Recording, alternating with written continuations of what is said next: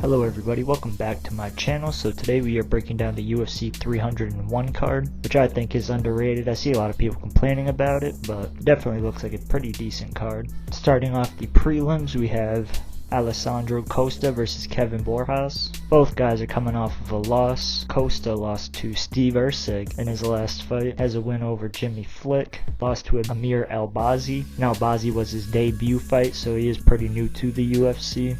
Kevin Borjas lost to Joshua Van, who's a very underrated fighter, also a very young fighter. Before that was his Contender Series fight, so he is also pretty fresh into the UFC. Borjas is the favorite to win, which I honestly agree with. He's won most of his fights by knockout prior to the Contender Series, but the UFC is a different animal, and I also think he might get the knockout over Costa. Costa is a very on and off fighter. He has a record of 13-4. Borjas has a record of 9-2. But yeah, this is honestly a toss-up. It's a pretty even fight, but I'm definitely leaning towards Borjas. He has much more finishes, and I think that speaks for a lot. Next up, we have Ismael Bonfim versus Vince Pichel. I'm going to go with Bonfim on this one. Vince from hell. Pichel is not the best fighter. He's definitely over the hill a little bit. He's 41 years old. So more than a little bit. And Ismael Bonfim is 28, so he's just now getting into his physical prime. And yeah, I think that's going to show this fight. So I picked Bonfim by submission in round 1 or 2. I'm going to go with round 2. Next up, we have our first WMMA fight on the card, which is Leon Barbosa versus Ernesta Parachetti. I believe that's how you say it. Not positive. If you know how to say her last name, please let me know. But we have Ernesta at 5-0-1, ranked number 14. We have Leon Barbosa with a 6-2 record, which isn't the best, but the 2 losses came from outside of the UFC. Both of them, well, her first loss was 4 years ago, had a 2-year layoff and lost again, so that's not great. But she's currently on a 3-fight winning streak, coming into her UFC debut, so I'm not very familiar with either lady, to be honest. They're both making their UFC debuts, but I'm going to go with the undefeated fighter. She has momentum on her side. Both ladies have had their last fight on the Contender Series 7 months ago, so none of them have been inactive. And yeah, I'm going to go Ernesta by decision, as most WMA fights go. Next up, we have Mauricio Ruffy versus Jamie Malarkey. Not very familiar with Mauricio, but I am pretty familiar with Jamie Malarkey. He's a very on and off fighter. He has a lot of potential, but he's there to scrap and put on a show for the fans, which you gotta appreciate, especially nowadays where a lot of guys just want the win. But he is coming off of a loss, and he is the underdog, so honestly wouldn't be a horrible guy to bet on. If you bet, I don't bet, so yeah, I wouldn't take my financial advice. And we have Mauricio coming off of a 4-fight winning streak. This is also his UFC debut, so I'm going to go Mauricio Ruffy I'll go by knockout in the 3rd round. Jimmy Malarkey is a very tough guy, very scrappy guy as well, so this could honestly go either way, especially if Mauricio isn't ready for that next step up. And next up, we have Jaquam Silva versus Dakar Close. Dakar Close is coming off of a 3-fight win streak. His last loss was 4 years ago to Beneil Dariush. He's 36 years old. Silva is 35 years old, so they're pretty close in age. And Jaquam Silva lost to Arman Sarukian 2 fights ago, also lost to Nasrat Hakparast, and he has a win over old man Clay Guida, which honestly isn't a great win, but it's a win nonetheless. I'm going to go Dakar Close by knockout in the 3rd round.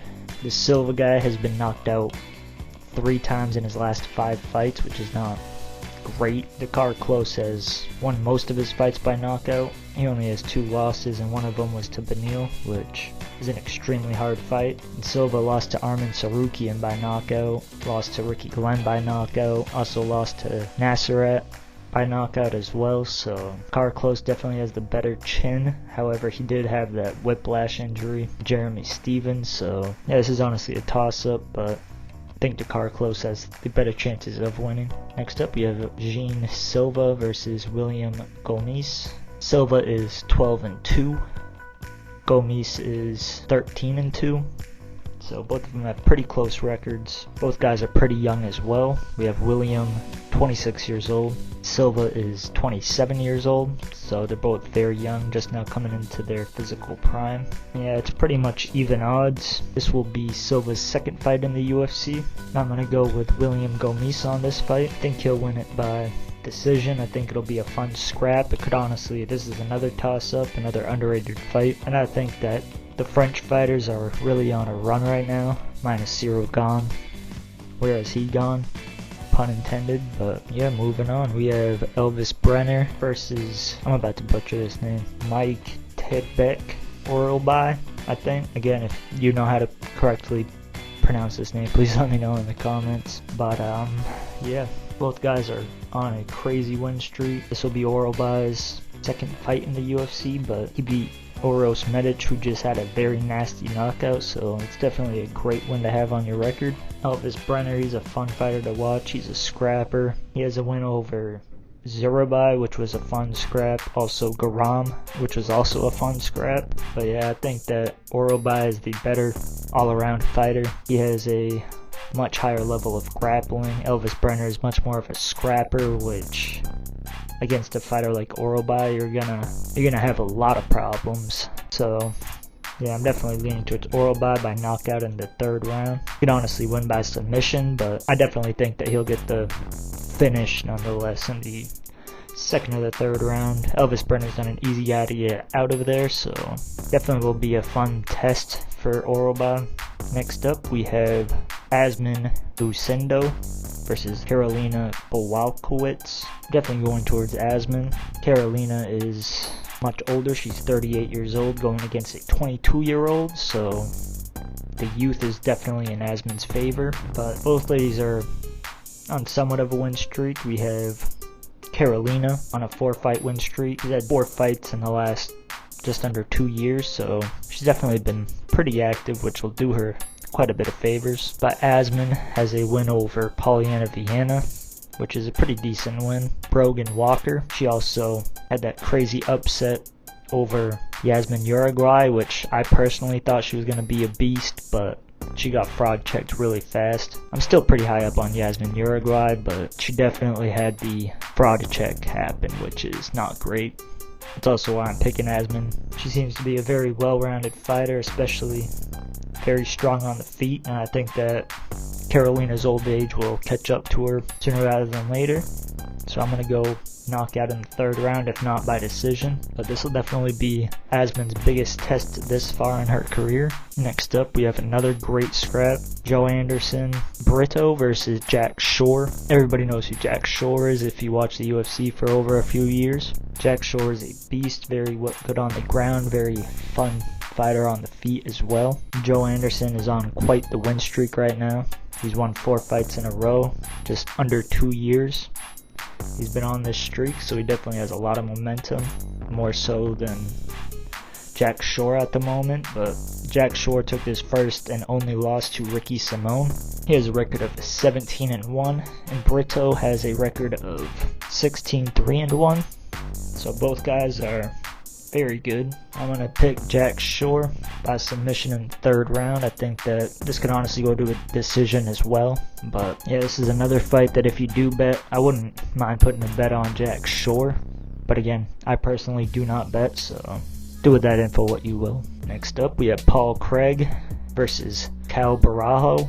Barajo is on a pretty crazy win streak right now, and Paul Craig is a very one-dimensional fighter. He's lost 3 out of his last 5, which is not great. Granted, he's fought some pretty good fighters. He's lost to Brandon Allen, beat Andre Muniz, which has aged really well, beat Johnny Walker, or he lost to Johnny Walker, lost to Volkan Ozdemir. He has a win over Nikita Krylov, so he's a very 50-50 fighter, a record of 17-7-1. Cal Barajo is a record of 15-1. And he is the heavy favorite, which I honestly agree with. And I think that he'll probably knock out Paul Craig in the second or the third round, just because Paul Craig does have a chin on him, and Barajo wants to strike on the feet. It's not going to be easy to keep Paul Craig on the feet, because he's content laying there until you just get bored and jump on top, which is what Paul Craig wants you to do. But I also wouldn't be super surprised to see Paul Craig pull off another crazy upset. He's kind of known for doing that, especially with his Jamal Hill win. And like I said, Paul Craig, he has some pretty crazy wins, but he does have a lot of losses, so not the best guy to bet on. And next up, we have Michel Pereira versus Ihor Pretoria. Michel Pereira is on quite the win streak right now. He's won 5 out of his last 5. He's a heavy favorite as well, which I honestly agree with. He's a very flashy fighter, however, he is kind of leaned back a little bit on the flashiness, which is good because he's had some moments in his fights where he almost got disqualified for it, like doing that front flip onto the fighter. I don't remember what fight that was, but pretty viral moment. But Ihor, he's from Ukraine, war-torn country, so he has that dog in him 100%. He beat Shogun Hua, which not the best one. He's very old. Lost to Carlos Alberg, lost to Rodolfo Bellato.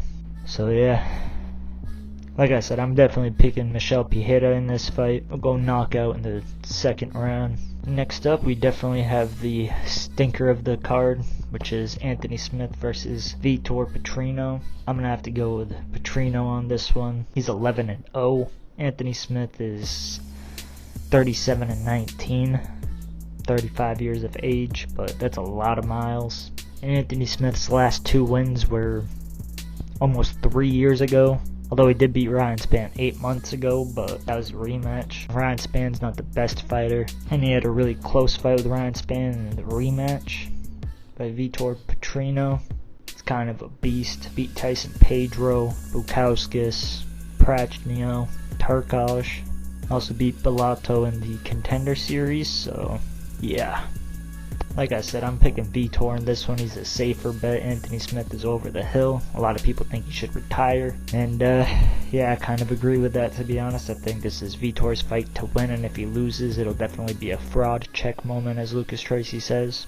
Next up, we have my most anticipated fight on this card, which is Jonathan Martinez versus Jose Aldo. Jose Aldo is a beast. He's one of my favorite fighters, especially of all time. You look at his WFC days, he was an absolute animal. He had like 9 or 10 years straight of nothing but W's, which is insane, up until the Conor McGregor fight. Not to mention Jose Aldo has had multiple boxing fights in between his last UFC fight and this one, so while he hasn't been active in MMA, he has been active in combat sports in general. He's been in the gym, so I wouldn't be surprised to see him get upset. Jonathan Martinez is also a crazy good fighter, very good prospect. This will definitely be the battle of the leg kick. Both guys probably ain't going to be walking on Sunday, but gonna be a fun scrap. We'll see how good Jonathan Martinez really is. We get to see if the old dog is still in the fight with Jose Aldo this match. I'm definitely picking Jose Aldo by decision.